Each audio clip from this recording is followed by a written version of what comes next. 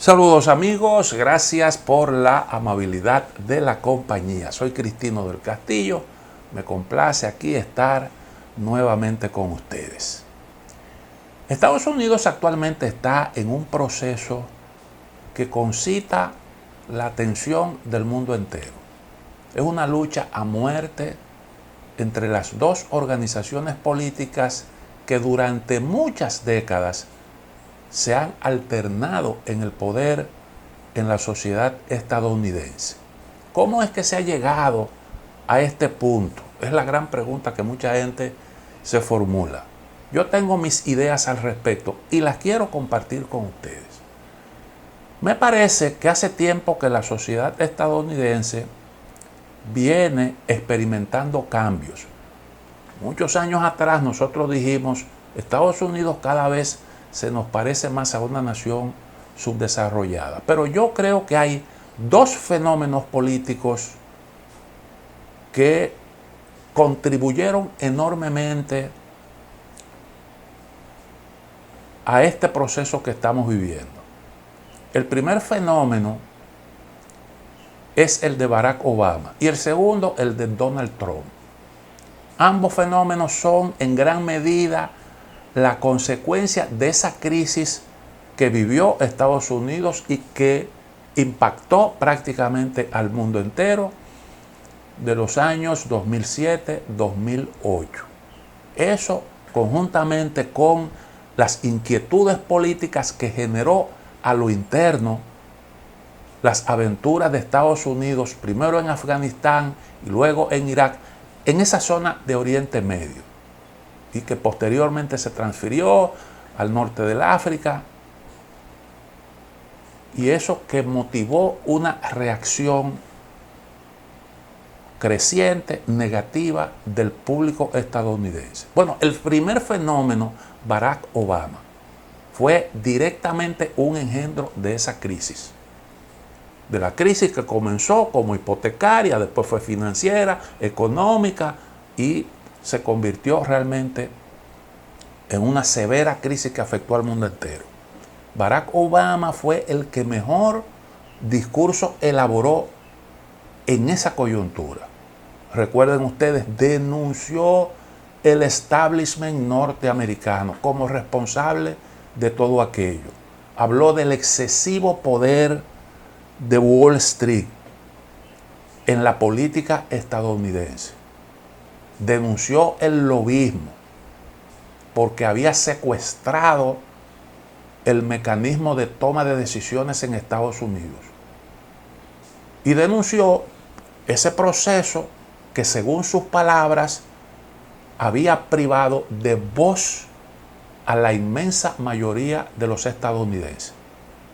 Y él dijo que había llegado al escenario político, que se presentaba como candidato para devolverle la voz a los que ya no tenían voz. Promovió terminar las guerras. Recuerden ustedes, fue Bill Clinton el que comenzó la política de expansión de la OTAN. Fue Bill Clinton el que primero impulsó la política de reorganización geopolítica de Europa una vez sucumbió el bloque socialista. Inició el proceso de ampliación de la OTAN.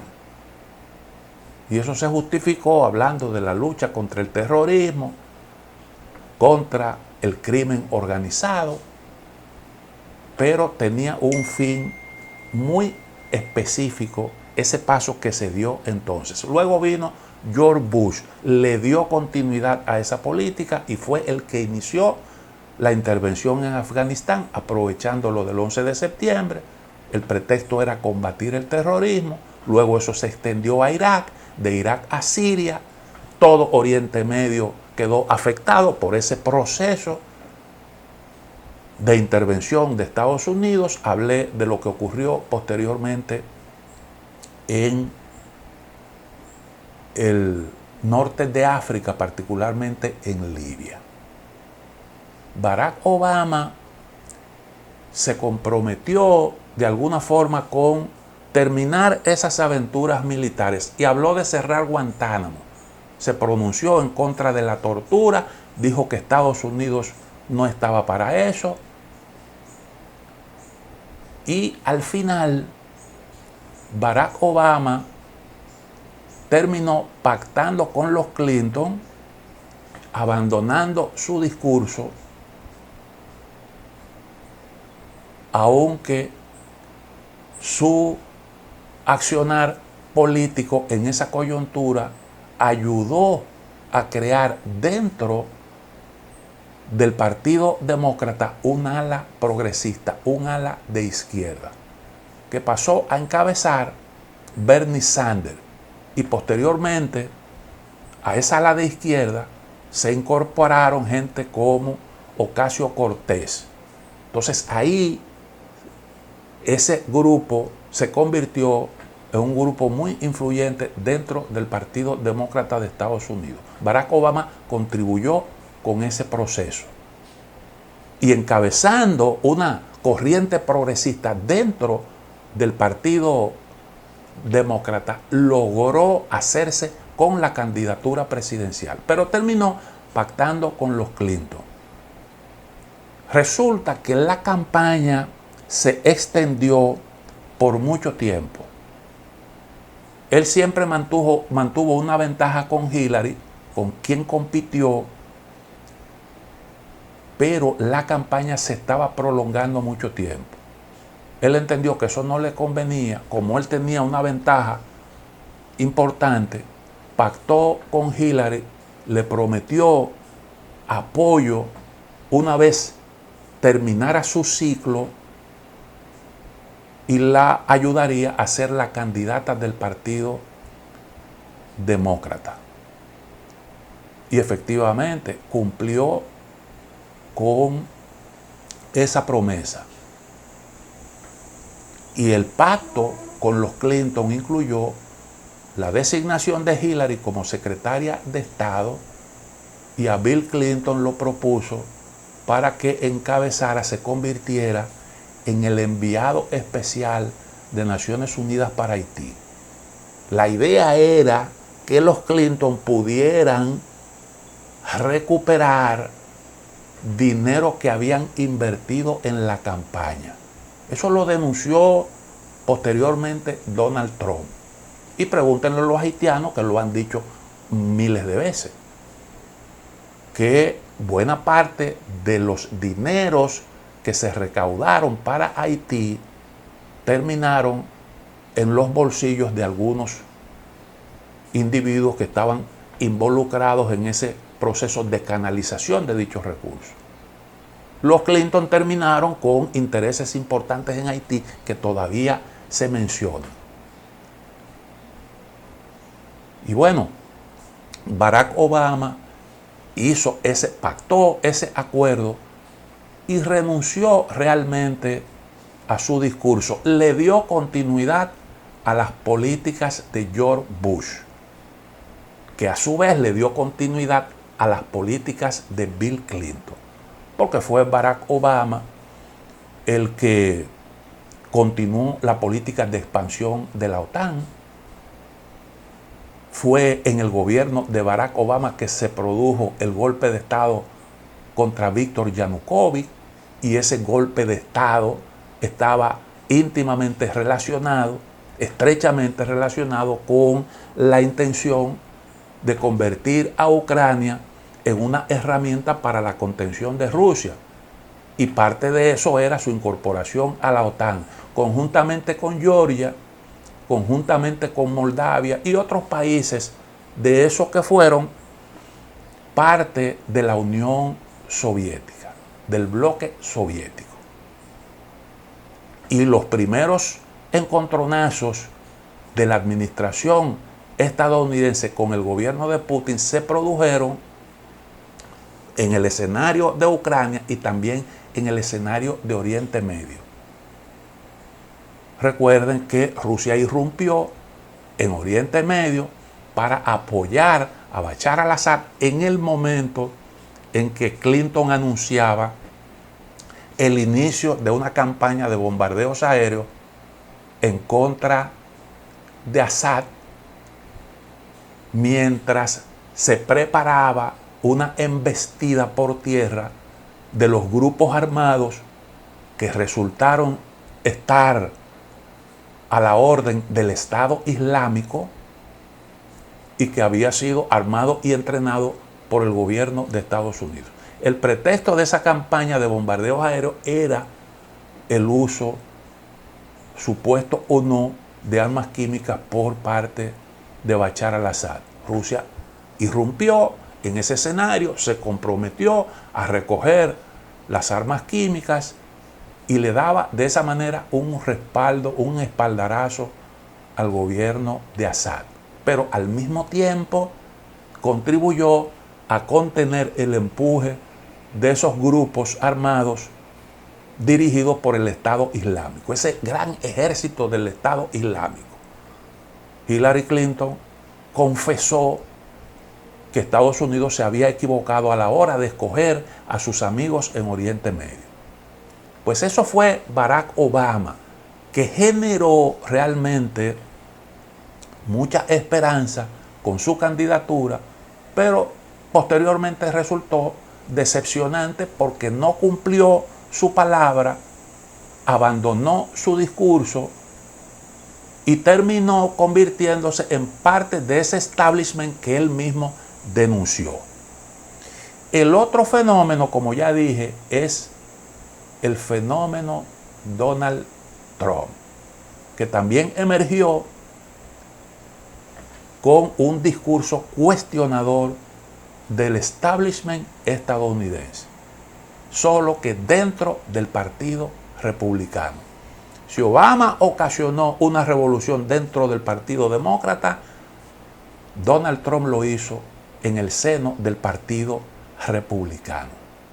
Donald Trump fue la segunda figura en importancia que cuestionó al establishment estadounidense. Él le llamó el Estado profundo. No fue Donald Trump quien acuñó la expresión, porque eso ya se utilizaba, eso tuvo su origen en Turquía en un momento específico. No quiero entrar en eso para no desviarme del tema. Pero igual que Barack Obama, el aspirante Donald Trump asumió ese discurso, con diferencias naturalmente, porque él lo mezcló con una serie de argumentaciones a favor de o en contra de la inmigración ilegal y pasó a manejar una serie de temas que desde hacía tiempo estaban también en discusión en la sociedad estadounidense. Barack Obama contribuyó a crear, dije, una corriente de izquierda dentro del Partido Demócrata. Y parte de esa izquierda hizo una gran contribución al cuestionamiento de las políticas neoliberales en el mundo, incluyendo también Estados Unidos. Ahí está, por ejemplo, Joseph Stiglitz, muy vinculado a la izquierda estadounidense, que yo creo que le hizo al proceso de globalización neoliberal las críticas más ácidas. Publicó su libro El malestar en la era de la globalización. Posteriormente hizo un estudio que tuvo también mucho impacto sobre el costo de la guerra.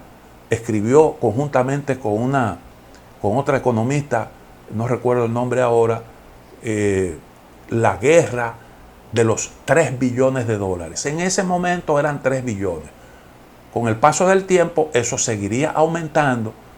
Donald Trump calculó que en las aventuras militares Estados Unidos se había gastado en esos últimos años la friolera de 6 billones de dólares. 6 billones, millones de millones. Una cantidad realmente asombrosa.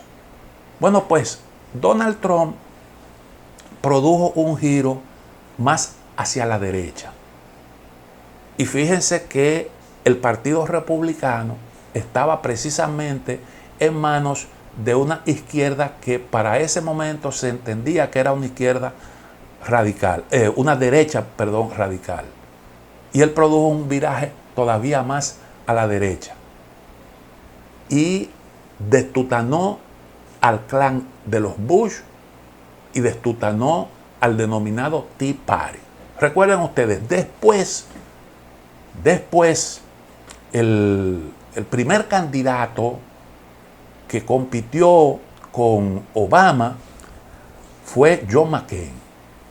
John McCain, un hombre que se hizo acompañar como candidata a la vicepresidencia de Sarah Palin, que era una de las figuras más prominentes del Tea Party, el partido del té, radical de derecha dentro del Partido Republicano. Donald Trump desplazó a esos grupos, los destronó al clan Bush y destronó al Tea Party. Y hubo una gran resistencia dentro de la organización, porque el discurso de Donald Trump rompía con los esquemas que había seguido hasta ese momento todo el tiempo el Partido Republicano. Y Donald Trump no solo destutanó al establishment partidario, sino que al mismo tiempo le impuso a la organización un cambio de visión, un cambio de rumbo.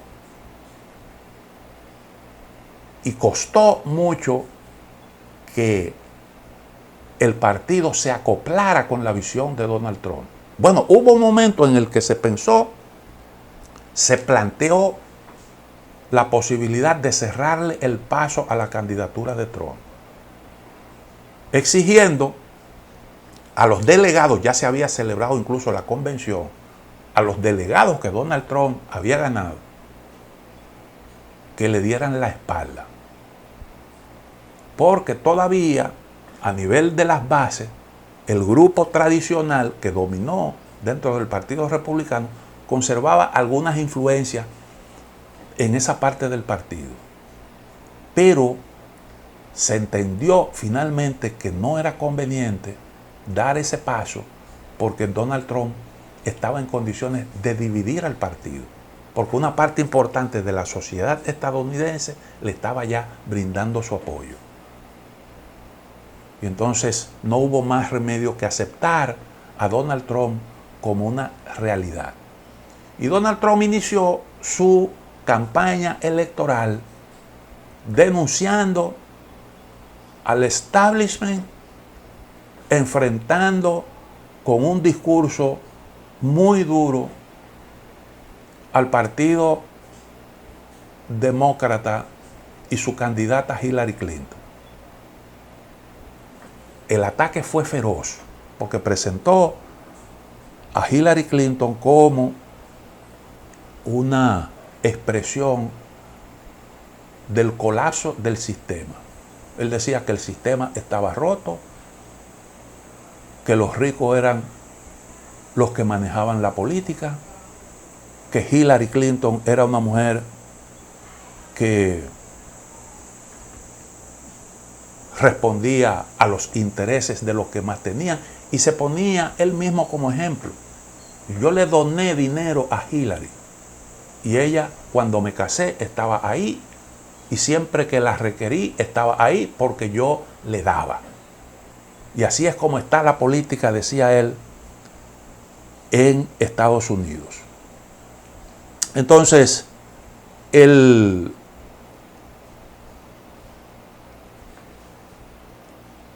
discurso de Donald Trump terminó produciendo una especie de ruptura dentro de la plutocracia estadounidense,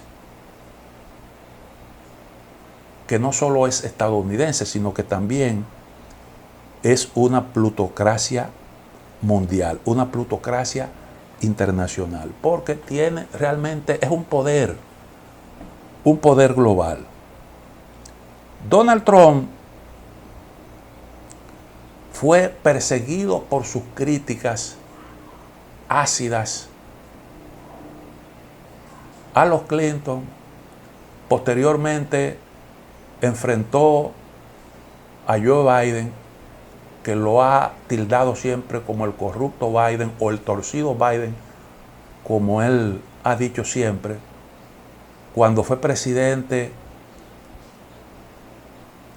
trató de que Zelensky investigara a Biden y también a su hijo Hunter por sus vínculos con empresas ucranianas. Y por eso le organizaron un juicio político en el Congreso, que no prosperó, pero hubo ahí un intento de destitución, porque se entendió que era una forma desleal de competir políticamente, tratando de perseguir al que iba a ser su contendiente en las elecciones. Cuando gana Joe Biden, entonces vienen los cuestionamientos a Donald Trump. Y Donald Trump aquí ha sentado una especie de precedente, porque el hombre no se ha amilanado, nunca se amilanó. Normalmente cuando hay acciones de persecución contra una persona, un político, una figura importante, normalmente la actitud es a tener un bajo perfil, a tratar de no involucrarse en política para no provocar algún tipo de recelo. Ver cómo se quita esa presión de encima con una actitud más o menos flexible. Pero Donald Trump no asumió una conducta de ese tipo. Al revés, fue desafiante y fue él el que mantuvo siempre la denuncia del establishment. Y de esa manera, aunque ha sido condenado ya, pero su nivel de popularidad se mantiene alto y eso lo ha mantenido y lo mantiene todavía en el ruedo político. Entonces, Donald Trump logró influir en una buena parte de los votantes estadounidenses. Se ganó el respaldo de un sector de los trabajadores. Recuerden que Trump fue el que inició el discurso aquel del retorno de las empresas deslocalizadas a Estados Unidos para mayores empleos de calidad. Logró el respaldo de los trabajadores, los vinculados al sector agropecuario estadounidense.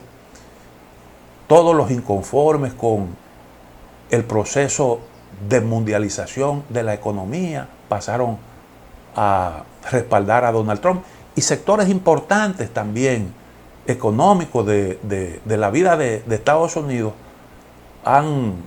se han alineado con Donald Trump. Hay un documento que publicó un periódico ucraniano que yo creo que vale la pena echarle un vistazo, porque es una lista que hacen de los enemigos de Ucrania. Y entre los enemigos de Ucrania hay un montón de multimillonarios, incluyendo a Elon Musk. Un montón de gente influyente, incluyendo también centros de pensamiento, que son enemigos de Ucrania porque se han pronunciado en algún momento en contra de la ayuda. Que yo digo que ese es un documento que no lo produjo una investigación ucraniana, sino que es un documento de inteligencia que lo publicaron allá para presionar internamente en Estados Unidos. Pero si usted ve el documento, la gente que se identifica ahí, usted puede fácilmente llegar a la conclusión de que Donald Trump no está solo y de que tiene respaldo de mucha gente poderosa en Estados Unidos. En cierta medida eso tiene que ver con la política de reducción de impuestos que siguió Donald Trump cuando fue presidente del país. Permítame hacer una pequeña pausa, en breve retorno.